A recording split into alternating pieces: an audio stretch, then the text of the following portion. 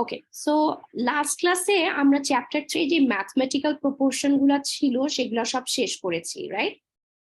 যেগুলো আমাদের financial models গুলা ছিল, যে কি কি যেগুলোর উপর বেসিস করে আমরা প্রজেক্ট সিলেক্ট করে থাকি। কি কি ছিল? এনপিভি করেছি, আরআর করেছি, পেব্যাক পিরিয়ড করেছি এবং ডিসকাউন্টেড পেব্যাক পিরিয়ড করেছি আমরা, রাইট?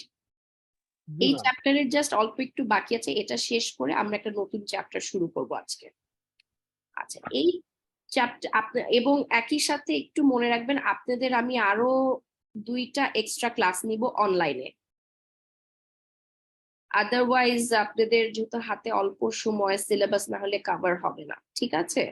সো আপনারা একটু প্রিপেয়ার থাকেন, হয়তো বা একটু নেক্সট উইকের থেকে আমি নিব, ঠিক আছে? ওকে, সো আজকে আমরা বেসিক্যালি এই চ্যাপ্টার 3 এর লাস্টের দিকে একটু আলোচনা করি। প্রজেক্ট পোর্টফোলিও ম্যানেজমেন্ট কথা বলবো আজকে, হ্যাঁ? সো পোর্টফোলিও বলতে এখানে বেসিক্যালি বোঝাচ্ছে আমরা যখন একটা কোম্পানিতে বিভিন্ন ধরনের প্রজেক্ট নিই, নিশ্চয়ই আমরা শুধু একটা একটা প্রজেক্ট নিয়ে কাজ করি না, আমরা অনেকগুলা প্রজেক্ট অনেক সময় একই সাথে সাইমালটেনিয়াসলি কাজ করি, তাই না? সো এই যে অনেক ধরনের অনেক টাইপের প্রজেক্ট নিয়ে যে কাজ করতেছে, এগুলাকে সমন্বিতভাবে আমরা কি বলতেছি? একটা পোর্টফোলিও, ঠিক আছে? এবং এই পোর্টফোলিওটাকে আমাদেরকে খুব সিস্টেম্যাটিক্যালি ম্যানেজ করতে হয়।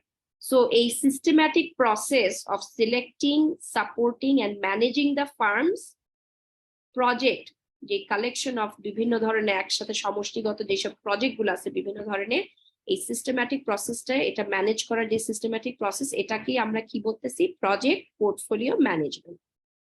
আচ্ছা, পোর্টফোলিও ম্যানেজমেন্টের কিছু অবজেক্টিভ এবং কিছু রিকোয়ারমেন্টস আছে। সেই অবজেক্টিভ গুলা কি?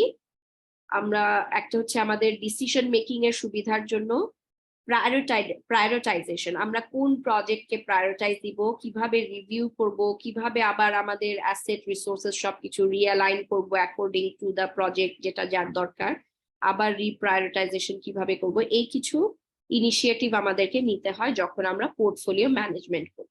এবং পোর্টফোলিওটা আমরা ইউজুয়ালি কেন করি? বিভিন্ন ধরনের প্রজেক্ট কেন আমরা নিই? আপনারা দেখবেন কোম্পানিতে যখন আপনারা যান, আপনারা কি বলি, আমাদের একটা কথা আছে, don't put all your eggs in one basket. একটা যদি হয়, সবকিছু এক বাস্কেটে রাখতেছেন, যদি ঠাস করে পড়ে যায় তাহলে কি সব চলে গেল, তাই না? সো কোম্পানিরও এরকম একটা পলিসি আছে যে আমরা কখনো এক বাস্কেটে সব টাকা পয়সা ইনভেস্টমেন্ট ঢালবো না, বিভিন্ন জায়গায় ঢেলে থাকবো, সো দ্যাট একটা যদি ফেল করে আরেকটা প্রজেক্ট থেকে আমার ক্যাশ আসবে বা রেভিনিউ আসবে, কিছু ইনকাম আসবে, তাই না? তো এরকম পলিসি কোম্পানিও ফলো করে। এই জন্যই আমরা একটা পোর্টফোলিও ক্রিয়েট করি, বিভিন্ন ধরনের প্রজেক্ট থাকে ওই পোর্টফোলিওর ভিতরে, যে এক জায়গায় ফেল করলে আরেক জায়গায় অ্যাটলিস্ট আমাকে কেউ সেভ করবে, ওখান থেকে হয়তো বা রেভিনিউ আসবে, ঠিক আছে? আচ্ছা, এখন এই পোর্টফোলিও ম্যানেজমেন্টের যেই মানে যে পদ্ধতিগুলো আছে, যে এখানে কি কি করা হয় ম্যানেজমেন্ট করতে গেলে, সেগুলো একটু দেখি। কি নাম্বার 1 বলতেছে ডিসিশন। তো ডিসিশন মেকিং এ অবশ্যই আমাদেরকে এটা হেল্প, মানে পোর্টফোলিও ম্যানেজমেন্টের ফার্স্ট কাজ যে আমি কোন প্রজেক্টটা নিব আর কোনটাকে আমি নিব না। আমার এখানে যে আমরা একটা ফার্স্টেও একবার বলেছিলাম যে কি, saying yes to one project means your saying no to something, some other project, তাই না? সব প্রজেক্ট তো আপনারা নিতে পারবেন না, সব কিছু কি আপনারা একসাথে চালাইতে পারবেন? পারবেন না। সো আপনাকে ডিসিশন নিতে হবে আপনি যখন একটা পোর্টফোলিও ক্রিয়েট করবেন, কোন কোন প্রজেক্ট আমি সিলেক্ট করব, কোনটা কোনটা আমি নিব, বিকজ আমার তো রিসোর্সেস তো লিমিটেড, সবকিছু আমি নিতে পারবো না। সো ওই হিসাবে আমাকে এই ডিসিশন নিতে হবে, এবং এটা পোর্টফোলিও ম্যানেজমেন্টের একটা অংশ যে আমি কোনটা নিব আমার প্রায়োরিটাইজেশন, আবার রিসোর্সেস অ্যাভেলেবিলিটি যা আছে ওটার উপর বেস করে। কথা শুনতে পাচ্ছেন আপনারা? জি ম্যাডাম। ওকে, কথা শুনতেছি কিন্তু কিছু দেখতেছি না মনে হচ্ছে। আপনারা আমার স্লাইড দেখতে পাচ্ছেন? দেখা যাচ্ছে ম্যাডাম। স্লাইড দেখতে পাচ্ছেন সবাই? তাহলে কে দেখতে পাচ্ছেন না? ম্যাম আমার মনে হয় তাহলে প্রবলেম, আমি দেখতে পাচ্ছি না। স্লাইড দেখতে পাচ্ছেন না? হ্যাঁ, লোডিং হচ্ছে। আচ্ছা আমি আবার রিকানেক্ট। এখন দেখতে পাচ্ছেন? না ম্যাডাম। তাও পারছে না স্লাইড। আচ্ছা আরেকবার আমি করতেছি, ওয়েট। এখন ঠিক আছে, এখন ঠিক আছে, এখন আসছে। দেখতে পাচ্ছেন সবাই? জি ম্যাম। দেখতে পাচ্ছি। ওকে, আচ্ছা। সরি, আমার ইন্টারনেটও আজকে একটু সমস্যা হচ্ছে, বারবার ল্যাপস করছে। আচ্ছা, যাই হোক, সো এই যে বিভিন্ন ধরনের আমরা কি বললাম যে যে আমরা পোর্টফোলিও ক্রিয়েট করতেছি, এটাতে বিভিন্ন ধরনের প্রজেক্ট আমরা নিই। আমরা কখনো we never put all the eggs in one basket, কখনো না, কারণ সব একটা নষ্ট হলে সব চলে যাবে। So we create a portfolio যেখানে বিভিন্ন ধরনের প্রজেক্ট থাকে, একটা ফেল করলে যাতে আরেকটা আমার ব্যাকআপ হিসেবে কাজ করে। আচ্ছা, সেই পোর্টফোলিও ম্যানেজমেন্টের সিস্টেম্যাটিক প্রসেসটা হচ্ছে কি, নাম্বার ওয়ান, এই প্রসেসের মধ্যে একটা হচ্ছে আমরা ডিসিশন মেকিং করতে হয় আমার পোর্টফোলিও ম্যানেজমেন্টের, যদি আমি ম্যানেজ করতে যাই। আরেকটা হচ্ছে আমাকে প্রায়োরিটাইজেশন সেট করতে হয়, মানে আমার কোম্পানির গোলটা কি, আমার মিশন স্টেটমেন্ট বলেন, ভিশন স্টেটমেন্ট বলেন, আমার মেইন গোলটা কি, এবং আমি কি আমার যে গোল সেই ডিরেকশনে যাচ্ছি, নাকি আমি হ্যাফাজার্ড ভাবে এক একটা প্রজেক্ট এক এক দিকে কাজ করতেছে, হ্যাফাজার্ড ভাবে কোম্পানির সবাই কাজ করতেছে, কোনো গোলের অ্যালাইনমেন্ট নাই, এরকম করে কাজ করতেছি।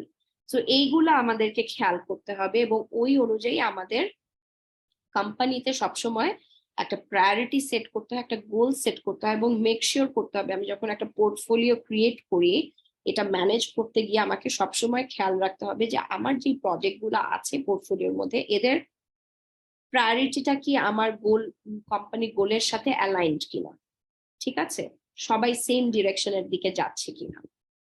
থার্ড আসে রিভিউ করা। তো আমি এখন অনেকগুলা প্রজেক্ট হাতে নিয়েছি, সবকিছু প্রায়োরিটাইজেশন কি না কি, আমার গোলের দিকে যাচ্ছে কি যাচ্ছে না, এগুলো তো দেখতেছি, কিন্তু আমাকে এটা সবসময় কি থাকতে হবে, এই এন্টায়ার যত প্রজেক্ট গুলো আছে আমার পোর্টফোলিওর মধ্যে, সবসময় এদেরকে একটা আন্ডার রিভিউ রাখতে হবে, যে যে কোনো সময় হুট করে যেন মাঝখান থেকে কি উল্টাপাল্টা না হয়ে যায়। এই জন্য সবসময় আমাকে একটা রিভিউ করতে হবে একটা নির্দিষ্ট সময় পর পর। আচ্ছা, তো রিভিউ করার পরে যদি আমরা এরকম হয় যে কোনো কারণে এরকম কোনো প্রজেক্ট পাইলাম যেটা no longer is working toward achieving the goal of the company, বা আমার স্ট্র্যাটেজির সাথে যাচ্ছে না, তখন আমাদেরকে আবার কি করতে হবে, রিঅ্যালাইন করতে হবে। সেটা আমার রিসোর্সেস রিঅ্যালোকেট করতে হইতে পারে, বা আমাকে আমার প্রজেক্টটার পুরা ডিফারেন্ট ডিরেকশনে নিয়ে যেতে হতে পারে। আমাকে আবার নতুন করে আমাকে স্ট্র্যাটেজিক ফিট আমার যেটা ছিল সেটাকে হয়তো বা চেঞ্জ করতে হতে পারে, বা নতুন প্রজেক্ট অল্টার মানে অ্যাড করতে হইতে পারে, বা কোনো এক্সিস্টিং প্রজেক্টকে অল্টার করতে হইতে পারে। সো এই বিভিন্ন ধরনের রিঅ্যালাইনমেন্ট আমাকে করতে হইতে পারে একটা পোর্টফোলিও ম্যানেজমেন্ট করতে গেলে। আচ্ছা, তো যখন রিঅ্যালাইনমেন্ট করা হয় কোনো কারণে, তখন আবার আমাকে লাস্টে গিয়ে আবার কি করতে হয়, ওই যে ব্যাক টু দ্য প্রায়োরিটাইজেশন, আবার আমাকে একটা রিপ্রায়োরিটাইজেশন করতে হয় এবং রিভিউ করতে হয়। যদি আমি অনেক সময় রিপ্রায়োরিটাইজেশন স্পেশালি কখন হয়, যে অনেক সময় একটা কোম্পানি হয়তো বা অনেকদিন ধরে লসে চলতেছে, বা একটা নির্দিষ্ট দিকে যাচ্ছিল, হয়তো বা সেই কোম্পানি নিজেকে রিব্র্যান্ডিং করতে চায়, নতুন একটা স্ট্র্যাটেজিক ডিরেকশনে কোম্পানি যাইতে চায়, তো তখন কোম্পানিকেও এন্টায়ার সবকিছু চেঞ্জ যখন করে, তার পোর্টফোলিওতে যে প্রজেক্ট গুলো আছে সেগুলাকেও আবার রিপ্রায়োরিটাইজেশন করতে হয়, দেখতে হয় যে আমার যে নতুন স্ট্র্যাটেজি বা নতুন গোল আছে সেই ডিরেকশনে এক্সিস্টিং প্রজেক্ট গুলা যাচ্ছে কিনা, সেই অনুযায়ী আমার প্রজেক্ট গুলাকে আবার রিপ্রায়োরিটাইজেশন রিভিউ করতে হবে এবং রিঅ্যালাইনমেন্ট করতে হবে আমার রিসোর্সেস গুলাকে। ঠিক আছে, বুঝতে পেরেছি আমরা?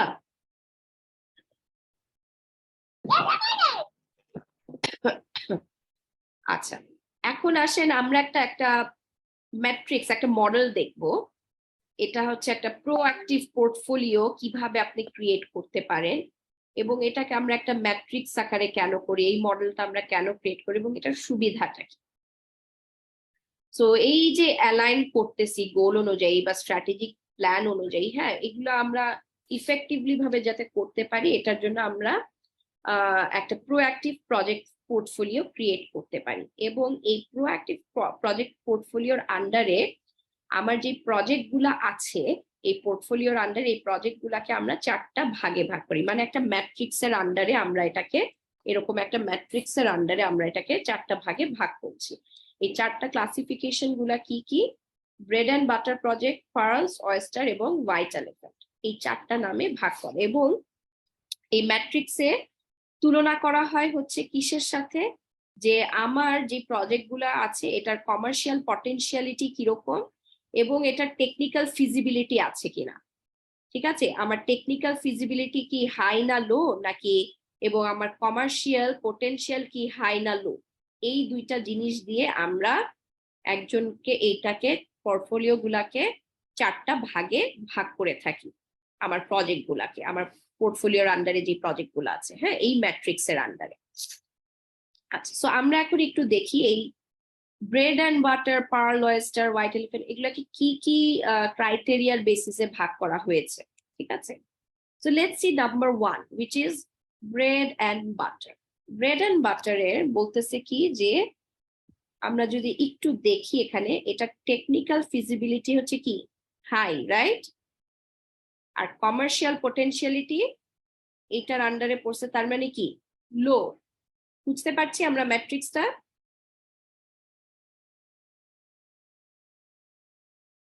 আপনারা কি বুঝতে পারছেন? পুরোপুরি ক্লিয়ার না থাকে। আমরা একটা ম্যাট্রিক্স বুঝতে চাচ্ছি, যে আমরা তো পোর্টফোলিও ম্যানেজমেন্টের কথা বললাম এতক্ষণ, তাই না? পোর্টফোলিওটা কি?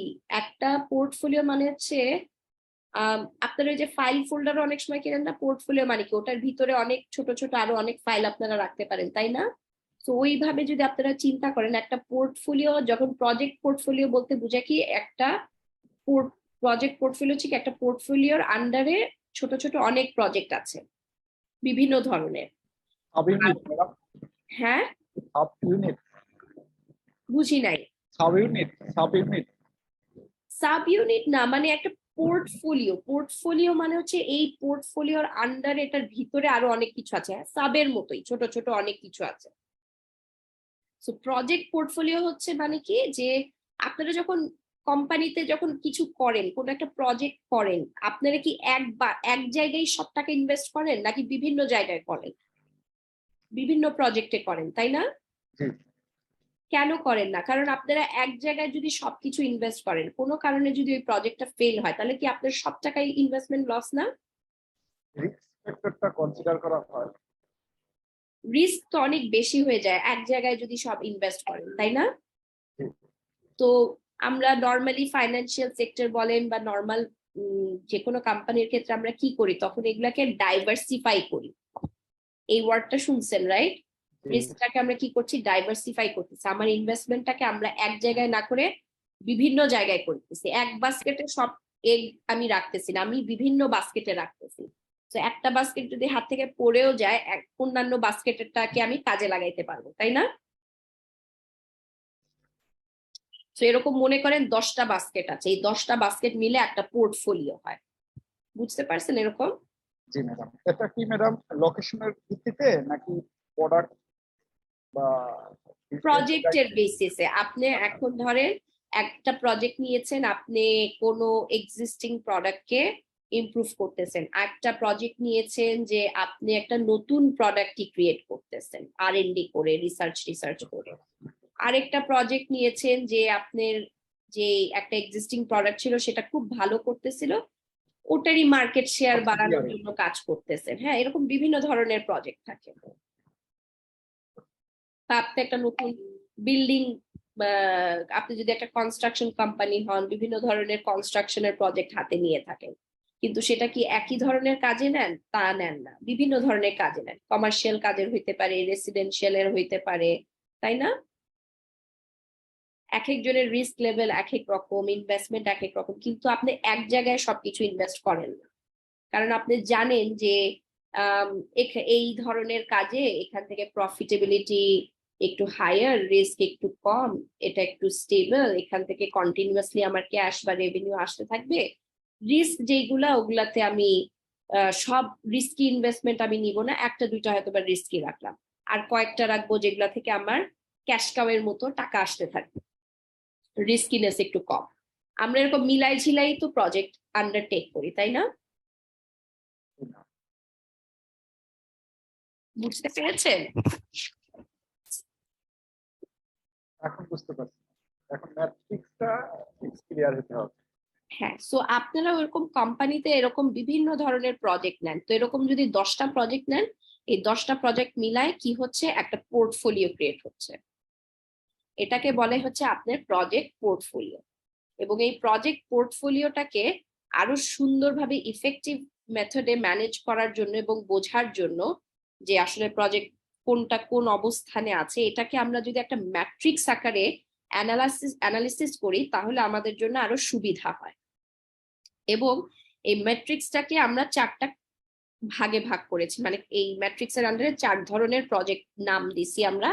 একটা হচ্ছে কি bread and butter, pearl, oyster এবং হোয়াইট এলিফ্যান্ট, এরকম করে 4টা নাম দিছি। এবং এদেরকে আমরা কম্পেয়ার করছি কি, কমার্শিয়াল পোটেনশিয়ালিটি, আমার কমার্শিয়াল পোটেনশিয়াল মানে এখান থেকে আমার কমার্শিয়ালি সাকসেসফুল হওয়ার পোটেনশিয়াল কি হাই না লো, এবং এটা টেকনিক্যাল ফিজিবিলিটি,